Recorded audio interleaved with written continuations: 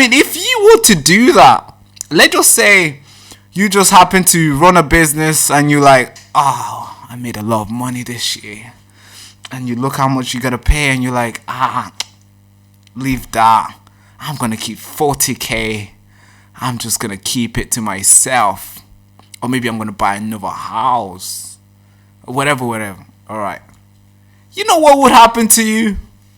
You know what would happen, right? No matter how many disabled children you have, no matter how many wives you have, no matter how sad you feel, when the media approach you, they're gonna go rough.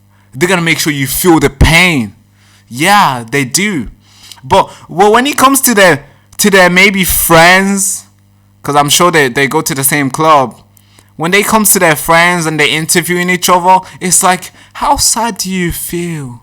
Do you feel like you had to quit job because you didn't want to talk about your child?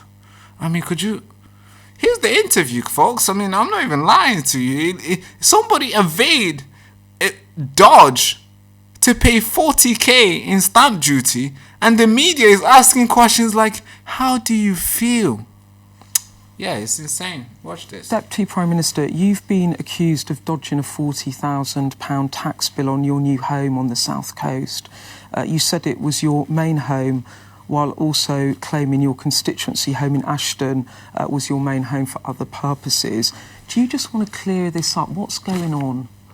Yeah, first of all, Beth, it's been quite a distressing time for my family.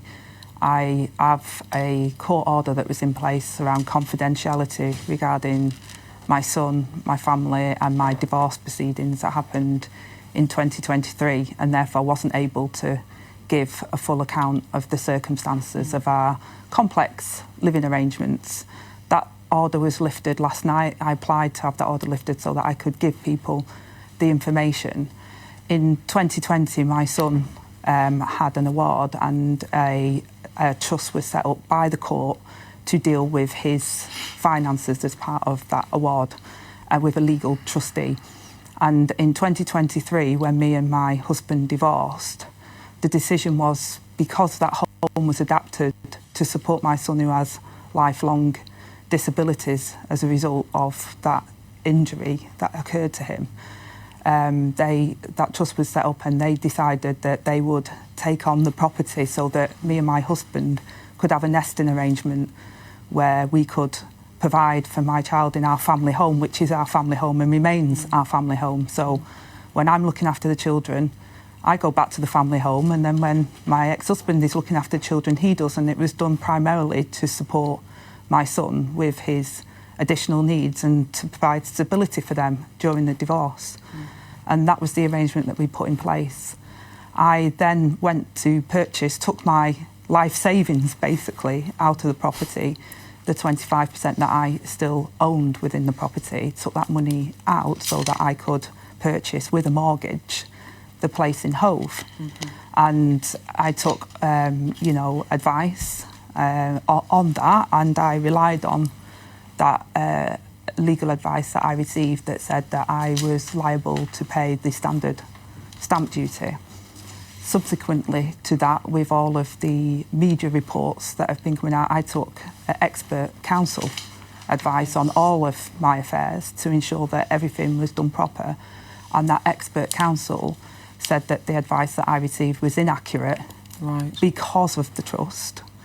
I don't own the property, that is true. I only own one property that is mortgaged, like most people. But because of the nature of the trust that was set up by the court, that I would be liable to pay the additional stamp duty. As soon as I knew that that was the case, I have alerted and referred myself to the independent advisor on the ministerial code to ensure that they can look transparently at what's happened, and also contacted HMRC to say that there is additional tax owing on this and that I'm prepared to pay that and fully comply with the HMRC as well.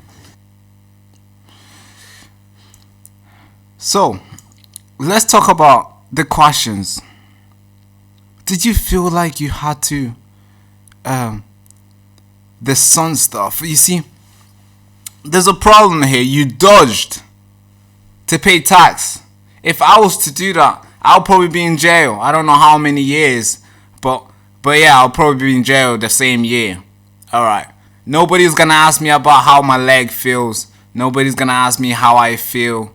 Nobody's gonna ask me if I have somebody who's disabled in my family. No. But with the media, because they know this person is theirs, they know this person is doing their work. The reason why all these guys still exist and still have all these amount of money to still broadcast live, heavy, with big machines, and be able to capture the airwaves and literally seize it just to themselves, is because these politicians work with them.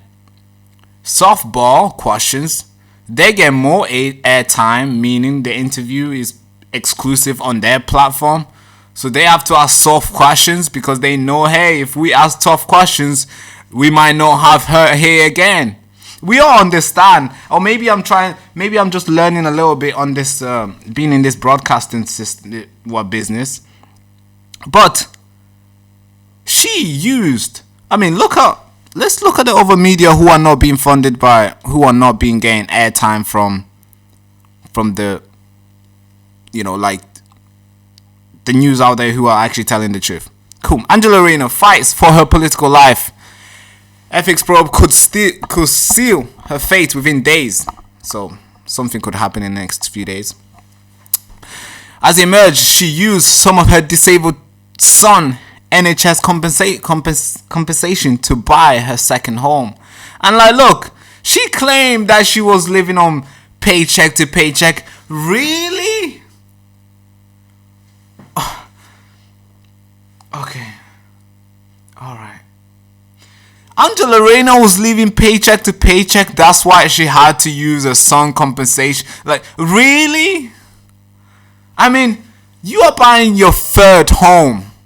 Because this is how many houses she has. This lady has a house in Greater Manchester, not far from me, by the way. And breaking news right now, her house in Manchester was vandalized. I mean, not good, guys. Don't do that. Whoever's watching, please, if you're thinking that was a cool idea, don't do it. So she has a house in Manchester. It's valued at £650,000 in 2025. That's how much that house is valued. Okay. She has another house in central London. We don't know the cost of that, and we don't know the value of that. And she bought another house recently in 2025.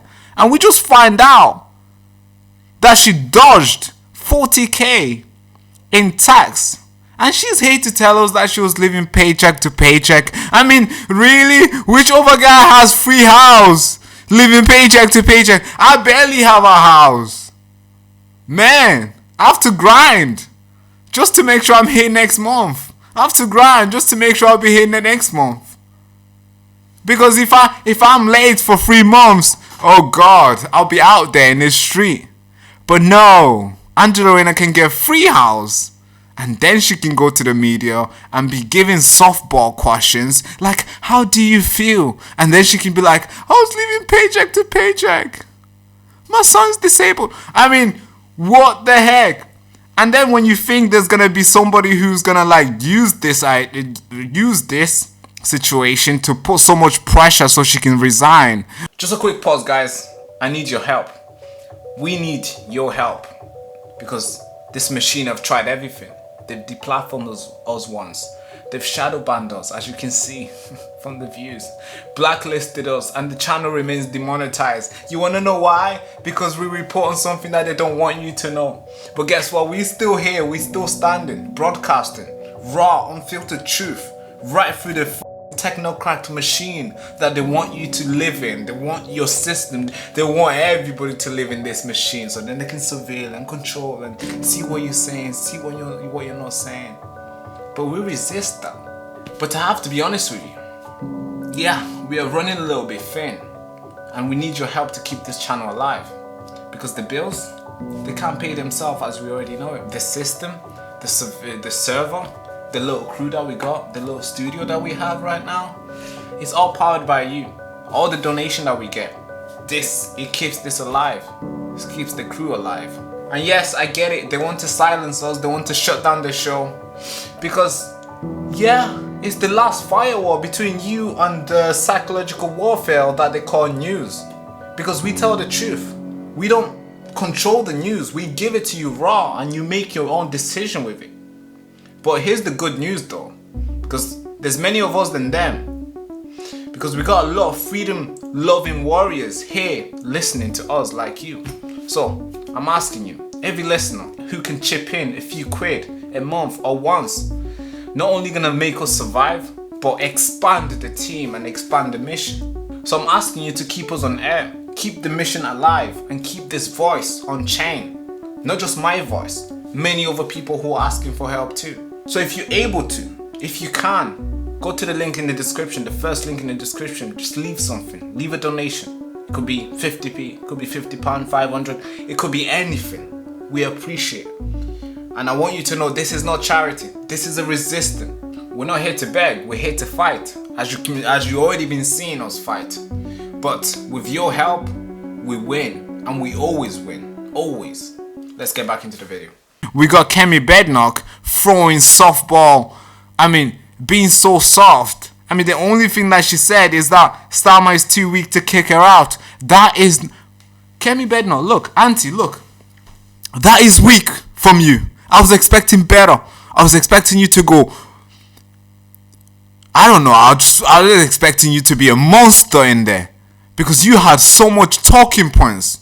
In 2023, Angela Rayner was talking about how important it is. Ethics, standards. She was talking like, on a high horse. She's telling the public like, oh, it's important to be so ethical, to make sure the standards are so high, to make sure the public are believing the governments. That's what she was saying. Now, she's out there lying and cheating, and somehow Kemi Badenoch just throws a little softball touch on her and be like, Keir Starmer is very weak on sacking her. Really, auntie? That's all you had? I could do a better job. Because in 2023, do you remember Nadim? I think Nadim, she went hard on that person because that person also avoided taxes, and she was calling that person to be fired from the government, and she just done exactly the same thing, and somehow she gets to walk free. Really? That's insane. I want to show you cut 2. Talk about hypocrisy. This is like one being caught in like 4K live on your digital device, and somehow Kemi Badenoch couldn't use this situation to put more pressure. I believe she still has more chances to put pressure on her. But hey, the first day you gotta go hard. You don't wait for the second time. She might not turn up in Parliament. She might say she's sick. Come on. Holding any position in public life should mean upholding the highest standards of ethics and integrity. But the cronyism, sleaze, and scandal we've seen over the past decade has undermined trust in politics and public life at home and abroad. Misconduct and sleaze has a direct impact on the government's ability to deliver for the public. Transparent and accountable government is key to delivery. Cleaning up politics is about ensuring government actually delivers for the people. Holding any position in public life. Alright. Holding any position in public life should mean high standards, integrity, blah. Okay. Alright.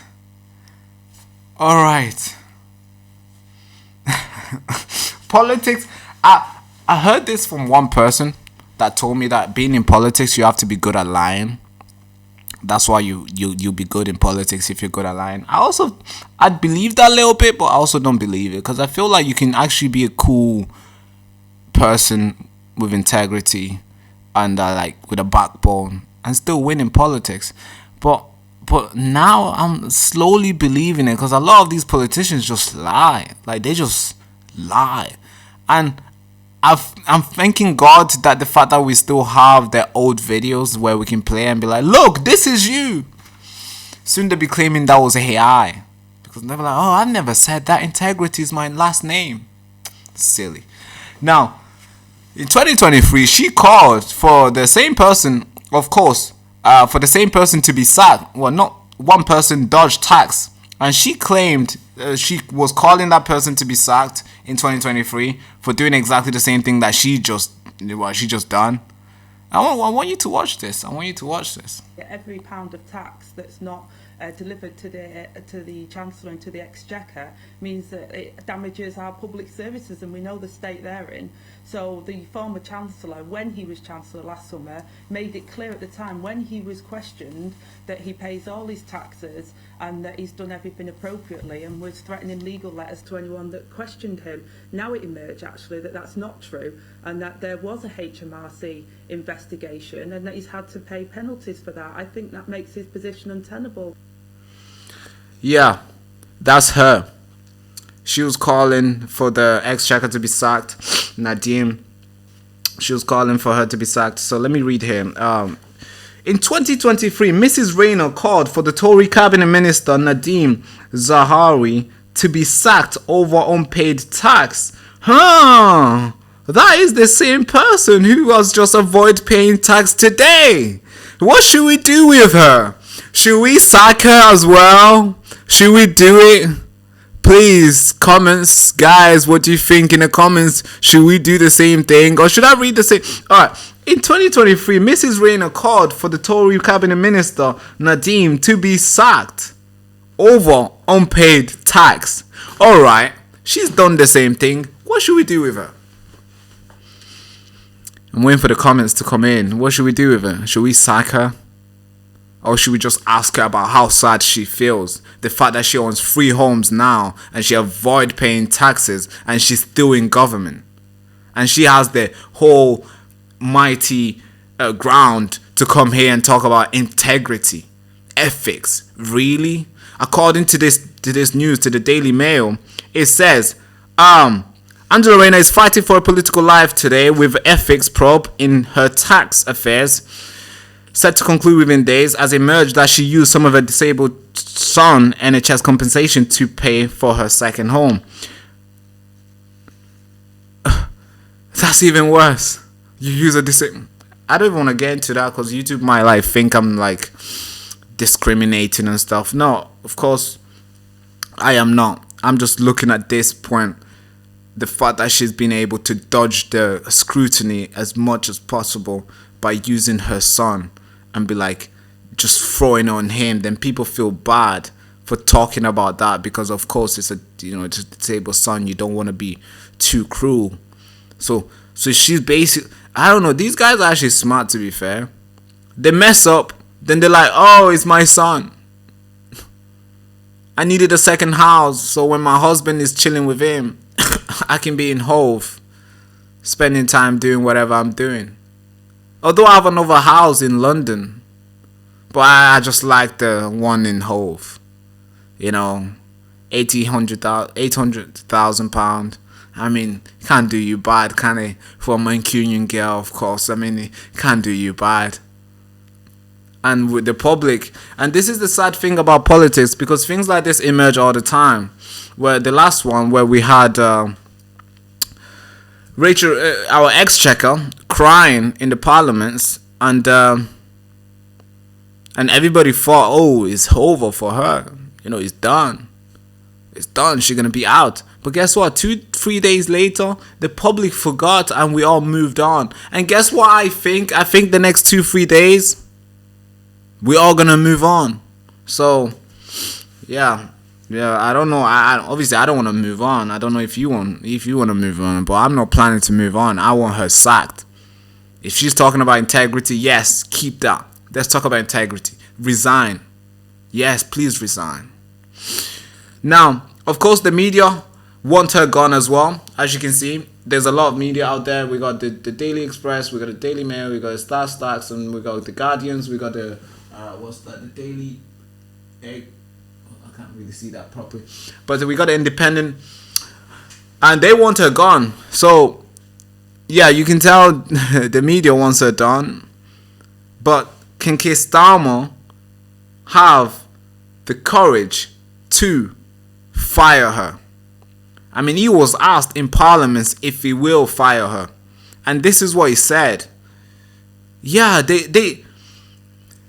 they love defending each other, right? They really do. They like it's like a little bubble where everybody's looking out for each other. Even the Tories as well, they all look out for each other. Somebody mess up, the big guy at the top is like, yo guys, you guys are family, look out for each other, everybody else is a traitor. Yes, forget the 68 plus million of people population. Oh, you guys should be together, always defend each other. You know, just like in the Bible, you should be your brother's keeper. You don't want to be Cable and Cain. So they're like, hey, you should be your brother's keeper.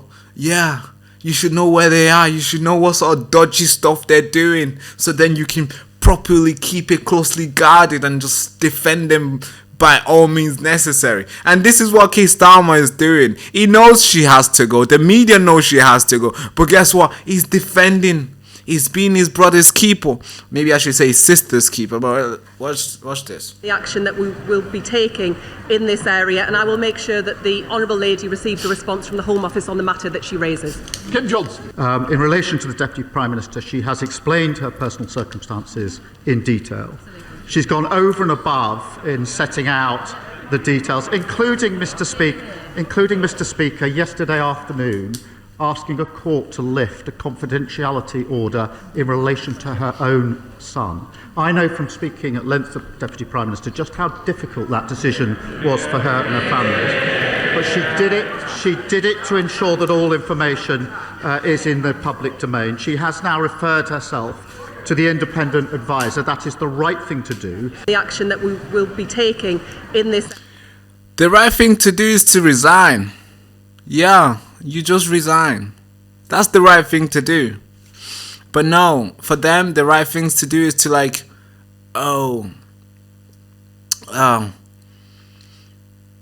yeah, I spoke to my lawyers. They gave me advice and I did it. So therefore, it's the lawyer's fault.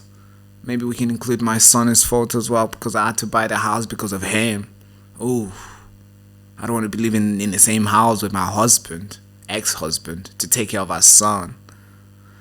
I mean, she should just resign. She should resign because the hypocrisy is really, really loud right now. I don't think anybody will be looking at this and be and take us serious. Because if you talk about high intent, if you want to be teaching us about integrity, I mean, if you mess up, you gotta go first. Show us by example.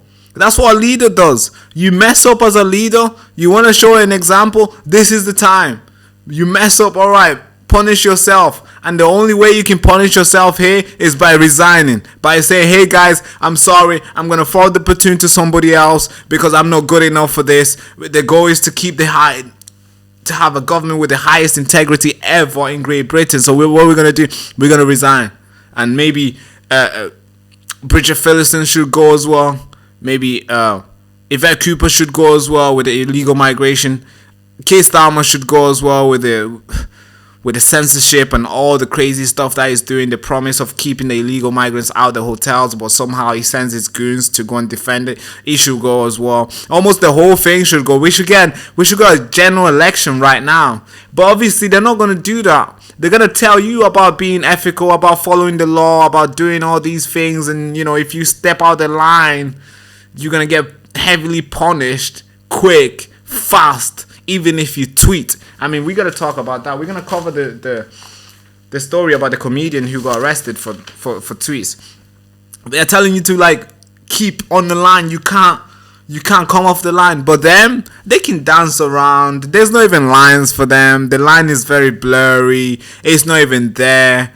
They can just do whatever they want. But God forsake, if you were to do something bad, you'll be in jail right now. Don't try it at home, folks. Don't think you can do it. Don't look at Angela Rayner and be like, alright, I'm going to do the same thing. Don't do it. They'll come at you hard. Telling you about integrity, ethics, and following the rule of law and all these things. Ladies and gentlemen, patriots, truth seekers, digital warriors. As you already know, this is not just a regular broadcast. This is the Operation Airways Liberation. And of course, it's on the surge.